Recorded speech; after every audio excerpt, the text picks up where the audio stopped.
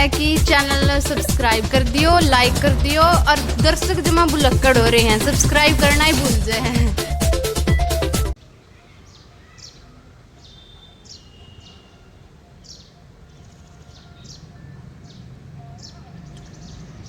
बारहवीं कक्षा के सभी छात्र छात्राओं को आपके शिक्षक अनूप कुमार का नमस्कार। प्रिय विद्यार्थियों, जैसा कि कल हमने पहली कक्षा में हमारा जो वर्ष भर का पाठ्यक्रम है उसकी विस्तार रूप से चर्चा करते हुए और अपना जो पद्य खंड था उसको पढ़ना शुरू किया था। हमारे छायावाद के पहले कवि हरिवंश राय बच्चन जी द्वारा रचित आत्म परिचय एक कविता थी, उसको हल्का सा हमने कल छुआ था। उसमें उन्होंने 10 पद लिखे हैं। कल एक पद पर हमने चर्चा की थी, तो मैं उस पर न कर करके आज उस पद से आगे दूसरा जो पद है, देखिए कल मैंने आपको बताया था कि हरिवंश राय बच्चन जी ने जो कविता लिखी, कविता लिखने का जो भी उद्देश्य रहा हो वो तो कवि ही बता सकते हैं, उनके दिमाग में क्या था, क्या विचार था, उन्होंने उसी हिसाब से कविता लिखी होगी। अब तो हमारी ये कल्पना मात्र है, हम सोच सकते हैं उन्होंने ऐसी कविताओं का रचन क्यों किया। कल मैंने आपको बताया था कि हरिवंश राय बच्चन जी इस कविता में उलझे हैं, द्वंद्वात्मक हैं वो दुनिया के साथ। और एक बड़े सुंदर शब्द का उन्होंने दुनिया के लिए इस्तेमाल किया था, प्रीति कलह का। और खुद के विषय में भी लिखा कि मैं दुनिया के विरोधों का सामंजस्य हूँ। बताया कि हम दुनिया के हिस्सा हैं और दुनिया हमारा हिस्सा है, हम एक दूसरे के परिचायक, एक दूसरे के बैर नहीं रह सकते। तो उस प्रीति कलह को आगे जारी करते हुए देखते हैं आज हरिवंश राय बच्चन जी कहते क्या हैं। उन्होंने बताया है कि मैं स्नेहसुरा का पान किया करता हूँ। अब परीक्षा उपयोगी चीज़ें यहीं से निकलनी शुरू होंगी। जिन बच्चों को व्याख्या समझ में ठीक ठाक आ जाएंगी वो आसानी से अपना पेपर कर सकते हैं। कोई प्रश्न, उत्तर, शब्दार्थ कुछ पूछ लिया जाए, व्याख्या अगर ठीक समझ आ जाती है तो। मैं स्नेहसुरा का पान किया करता हूँ। सुरा मैन शराब, स्नेह प्रेम। लोग शराब पीते हैं, वो कहता मैं पीता हूँ, लेकिन क्या पीता हूँ? प्रेम रूपी शराब को पीता हूँ। मैं स्नेहसुरा का पान किया करता हूँ, मैं कभी न जग का ध्यान किया करता हूँ। इस दुनिया का ध्यान मैं कभी नहीं करता। बताया कविता के शुरुआत से ही कि वो द्वंद्वात्मक है दुनिया के साथ। जग पूछ रहा उनको जो जग की गाता, किसका प्रभाव है दुनिया में जो इसके नियम के अनुसार चलता है। उन्होंने कहा कि मेरी प्रीति कलह है दुनिया के साथ। दुनिया तो उसको पूछती है, संसार उसको पूछता है जो इस संसार की गाता है, इसके कई नियमों पर चलता है। मैं अपने मन का गान किया करता हूँ, मैं अपने मन के भावों से अपना जीवन जीता हूँ, अपने मन के गीत के साथ अपना जीवन जीता हूँ।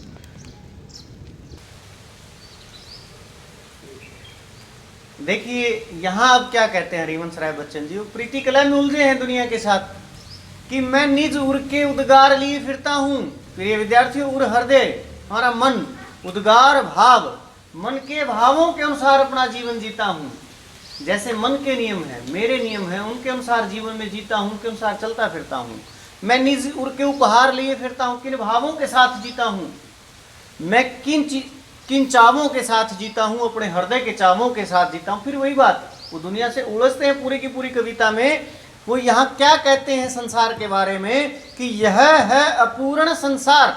ये संसार कैसा है, ये दुनिया कैसी है? अपूर्ण है, उनकी नजर में आधी अधूरी है इस आत्म परिचय कविता में। और वो कहते हैं कि न मुझको भाता, ये संसार मुझको भाता नहीं, अच्छा नहीं लगता। मैं सपनों का संसार लिए करता हूँ, अपने सपनों का, अपनी कल्पनाओं का संसार मुझमें है, उसके अनुसार अपना जीवन जीता हूँ। देखिए बच्चन जी ने क्या कहा कि मैं जला हृदय में अग्नि दहा करता हूँ। हृदय में अग्नि दहकती है, भावों की अग्नि दहकती है, विचारों की अग्नि दहकती है, उसमें जलते रहते हैं। सुख दुख कैसा समय आए दोनों में मग्न रहा करता हूँ। जग भव सागर तरने को नाव बनाए। प्रिय विद्यार्थियों, रूपक अलंकार है। कविता की व्याख्या जब समझ में आ जाएंगी तो फिर कुछ बचता नहीं है परीक्षा की दृष्टि से। उसमें हम उसके शब्दार्थ अच्छे से कर सकते हैं, उसके प्रसंग अच्छे से लिख सकते हैं, प्रश्न अच्छे से लिख सकते हैं, अगर व्याख्या ठीक ठाक समझ में आ जाती है तो। जग ये संसार भव सागर तरने को नाव बनाए। नाव बनाना, योजनाएं बनाना, किसके लिए योजनाएं? ये जो संसार रूपी सागर है इसको पार करने के लिए योजनाएं बनाता है। और बच्चन जी क्या करते हैं? बच्चन जी उस संसार रूपी जो सागर है वो कहते हैं उसकी मौजों पर, उसकी लहरों पर मैं मस्त बहता हूँ, अपने मन के अनुसार मैं जीता हूँ। क्या कहते हैं? मैं यौवन का उन्माद लिए फिरता हूँ। उन्माद होता है मस्ती। यौवन किसकी? नौजवानी की। नौजवानी सी की मस्ती जीवन में लेकर के इस जीवन को जीता हूँ। हाँ, उन उन्मादों में, उस मस्ती में कुछ पीड़ाएं हैं, कुछ अवसाद हैं। अवसाद मतलब दुख, अवसाद मतलब जीवन की शिथिलता। कल पढ़ते समय उनके जीवन परिचय में हमने पढ़ा था कि नौजवानी में कुछ ऐसी चीजें उनके सामने आई थी कि उनका जीवन रुक गया था।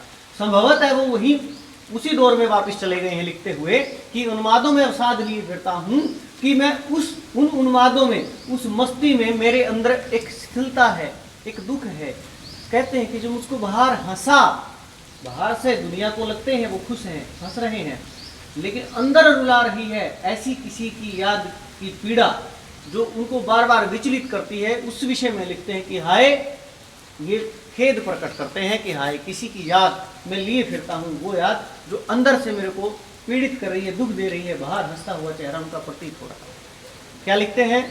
उलझे हैं स्वयं को, बार बार वो कहते हैं कि मैं इस दुनिया के विरोधों का सामंजस्य हूँ, प्रीतिकला है दुनिया के साथ।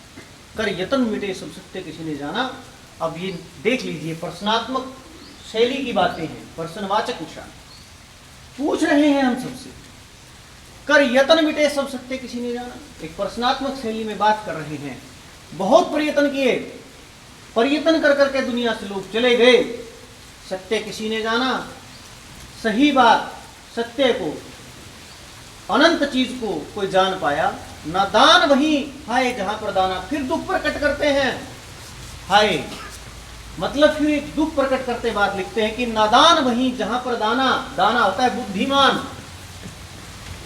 बुद्धिमान। दुख प्रकट करते हैं कि बुद्धिमान जहां है, नादान भी वही है।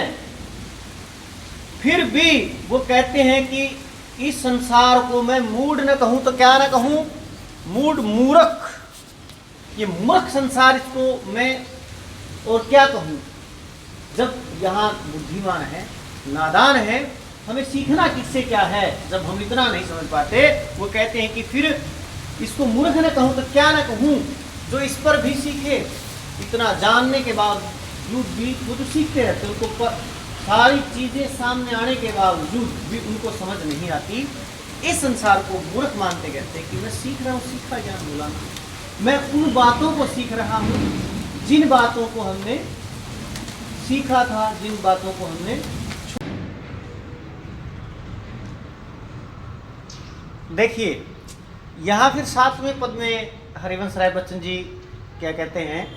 ये आज जो आत्म परिचय है, इसको पढ़ाते पढ़ाते एक जो प्रकृति कुछ क्या सोच रही है पता नहीं।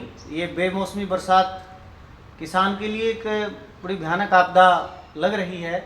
इस वीडियो में 3 बार हमें ऐसा सामना करना पड़ा बारिश का। तो ईश्वर से गुजारिश है, भगवान से, कि वो भी किसान का सहयोग करे। वो अन्नदाता है, सबका पेट पालता है। आप उसको एक अच्छी नज़र से देखें, उसके ऊपर कृपा करें, उसके जो अनाज 6 महीने उसने कमाया उसको घर आने दें। देखिए बच्चन जी क्या कह रहे हैं, उलझे हैं, द्वंद्वात्मक हैं दुनिया के साथ। मैं ये बार बार आपको शब्द इसलिए इस्तेमाल करवा रहा हूँ, इन शब्दों में इस कविता का सार है, द्विधात्मक, द्वंद्वात्मक। मैं और जग और कहाँ का नाता। उलझ गया ना पहली लाइन में दुनिया के साथ। मैं और मतलब ऐसा नहीं कि और ग्रह का प्राणी है, चिंतन से, सोच से मैं अलग हूं। और जग और मेरा दुनिया का चिंतन नहीं मिलता। और जग और, ये दुनिया और चिंतन की, मैं और चिंतन का कहाँ का नाता, संबंध। इनसे कैसा संबंध, दुनिया से फिर कैसा संबंध। मैं बना कितने जग रोज मिटाता। ऐसी बात नहीं कि वो रेत पर उकेरते हैं और उसके ऊपर हाथ से फिर उसको मिटा देते हैं। मैंने वो कहना चाहते हैं कि ऐसा चिंतन, जैसा उन्होंने अनुभव किया होगा अपने आसपास से, कि ऐसा चिंतन मैं ठुकराता हूँ। दुनिया जिस चिंतन से जीती है, मैं उस चिंतन को मिटा करके अपने चिंतन से अपना जीवन जीता हूँ। जग जिस पृथ्वी पर जोड़ा करता वैभव सुख सुविधाओं का समान। जग दुनिया, ये जो हमारा ग्रह है, जो हमारी पृथ्वी है, इस पर आने के बाद उद्देश्य क्या रहता है बच्चन जी के अनुसार? वैभव जोड़ना, धन संपदा जोड़ना, भौतिक सुविधाएं जोड़ना। मैं प्रतिपग से उस पृथ्वी को ठुकराता। मैं उस सोच को ठोकर मार करके ठुकराता हूँ, एक पग से ठुकराता हूँ, कदम से ठुकराता हूँ। मैं उस भौतिक सोच के अनुसार जीवन नहीं जीता। कैसा? जैसा उन्होंने इस लाइन में बताया है, तीसरी लाइन में, कि जब जिस पृथ्वी पर जोड़ा करता वैभव धन संपदा, ये भौतिक सुविधाएं जोड़ने के लिए सब लोग लालायित रहते, ऐसे इस धन संपदा को, इस पृथ्वी को, ऐसी पृथ्वी को जहां भौतिक संपदा के लिए लोग, बहुत से लोग सोचते हैं हम आए हैं, उसको मैं एक कदम से ठुकराता हूं। क्या लिखते हैं 8वें पद में? क्या लिखते हैं, क्या बताते हैं कि मैं निज रोदन में आग लिए फिरता हूं। रोदन, रोना, कवि है, अपनी कल्पनाशीलता में रहते हैं। रोना, दुखी होना, किसी विषय को लेकर के चिंता प्रकट करना। मैं निज रोदन में आग लिए फिरता हूं, जो चिंतन करता हूं, आग की तरह मेरा रोना है। शीतलवाणी में आग लिए फिरता हूं। उद्देश्य, अपना जो उद्देश्य वो समझाते हैं कि शांत भाव से, शांत मन से बात करता हूं, उसमें भी दुनिया का चिंतन होता है। हो जिस पर भूपों के प्रसाद इंछावर। अब इस शब्द को समझिए, जब आप कंपटीशन में जाएंगे ना, प्रसाद, प्रसाद, अर्थ भेद प्रकट करें, ऐसे प्रश्न ज्यादातर आपसे पूछे जाते हैं। शब्द का अर्थ क्या, इसका क्या अर्थ है? हो जिस पर भूपों के प्रसाद छावर। ये प्रसाद होता महल। किसके महल? भूपों के, राजाओं के महल। मैं खंडहर का भाग लिए फिरता हूं। ऐसा एक टूटा फूटा खंडहर हूं, टूटा फूटा खंडहर हूं, कोई बहुत टूटा पुराना मकान हूं, लेकिन अपने अंदर, अपने चिंतन से स्वयं को इतना सुंदर मानता हूं कि भूतों के प्रसाद उसके ऊपर न्यौछावर हैं, राजाओं के महल उस पर न्यौछावर हैं। यही उनकी दुनिया के साथ प्रीति कलह है। फिर देखिए क्या कहते हैं, उनको संसार किस दृष्टि से देखता है, क्या समझ पाता है, ऐसा उन्होंने प्रकट किया है। हमारे ये जो 9वां पद है, मैं रोया, दुखी होकर के कुछ रचा। लोगों ने क्या कहा, इसको तुम कहते हो गाना, कि कोई कवि आदमी है, कुछ लिख रहा है। मैंने अपना दुख प्रकट किया, लोगों ने उसको कविता समझा, उसको गीत समझा। मैं फूट पड़ा। रोना और फूट पड़ना, कम दुख बहुत ज्यादा है। जब रोए, बहुत दुखी होकर के रोए, लोगों ने फिर भी उनकी बात नहीं समझी। ये वो कह रहे हैं कि तुम कहते हो छल बना, लोगों ने कहा कविता बना। अर्थात हरिवंश राय बच्चन जी चिंता प्रकट करते हैं कि मुझे संसार के लोग कभी समझ नहीं पाए। मैं दुखी होकर के कुछ बात समझाना चाहा तो उन्होंने उसको गीत का रूप दिया। मैं बहुत दुखी हुआ, कुछ कहा तो उन्होंने उसको मेरी कविता का रूप दिया। क्यों? केवल एक रूप में ही दुनिया मुझे अपनाती है। क्यों? कवि कहकर संसार मुझे अपनाए। क्या एक ही रूप में मुझे दुनिया के लोग देखते हैं? लेकिन वो कहते हैं मैं दुनिया का हूँ एक नया दीवाना, एक नए स्वरूप में, एक नए ढंग से इस दुनिया को, इस संसार का दीवाना हूँ, इस संसार को चाहने वाला, इस संसार को अलग ढंग से चाहने वाला हूँ। मेरा केवल एक कवि रूप ही नहीं है। बताते हैं स्वयं का विषय फिर लिखते हैं कि मैं दीवानों का आवेश लिए फिरता हूँ, मुझे आप कवि के रूप में मत देखें। हरिवंश राय बच्चन जी लिखते हैं कि मेरा क्या वर्ण है, मैं कौन हूँ, मैं इस दुनिया को चाहने वाला हूँ। मादकता निशेष लिए फिरता हूँ, एक मस्ती, एक नशा, इस दुनिया को चाहने का जो नशा है, कुछ करने का जो नशा है, वो आज भी निशेष है, कुछ बचा है मन में। जिनको सुनकर जग झूमे झुके लहराए, मैं मस्ती का संदेश लिए फिरता हूँ। कवि थे, कहते हैं आज भी ऐसा संदेश, ऐसे छंद बंद कर सकता हूँ जिनको सुन करके ये संसार झूम जाए, झुक जाए, खुश हो जाए, लहरा जाए। ऐसे 10 पदों के माध्यम से बच्चन जी जो हमें समझा रहे हैं कि हम दुनिया में, हमारा एक अस्तित्व है, दुनिया के साथ ही हमारा अस्तित्व है। हम दुनिया में सुंदर हैं, हमसे दुनिया सुंदर है।